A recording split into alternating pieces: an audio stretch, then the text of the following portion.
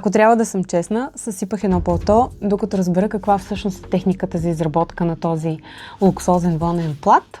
Защо едно палто от алпака струва толкова по-скъпо от едно обикновено палто от обикновена вълна, например? Не е само до плата, да, той е по-луксозен, по-скъп е, но е и до начина на изработка. Как всъщност се гладят шевовете? Не директно с пара. Целта е да се избегне намокрянето, увлажняването на плата, защото когато това се случи, самата вълна става като изпопарена, разпуква и губи лъскавината си и не стои добре. Всъщност се нагрява съвсем леко с слаба ютия и отгоре се поставя тежест, дървена най-често. Най-често майсторите използват едни малки дървени купчета, които аз в момента не мога да ви покажа.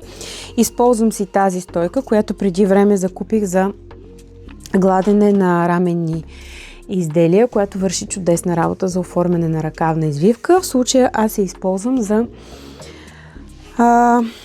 притискане на шевовете, така че те да се фиксират и да стоят все пак изгладени, въпреки че работя без пара. Виждате, шевът стои изгладен, не е изпопарен, не е излъскан, а се е запазила мекотата и структурата на плата. И сега ще ви покажа как не трябва да изглеждат шевовете. Ето тук е моят първи опит. Не знам дали виждате как самите власинки са като изгорели, твърде натиснати, притиснат е този шев и губи всъщност красотата и тази обемност на самия плат.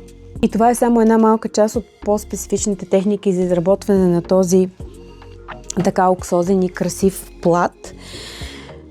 Пишете ми, искате ли да ви споделя още подробности по изработката на това палто.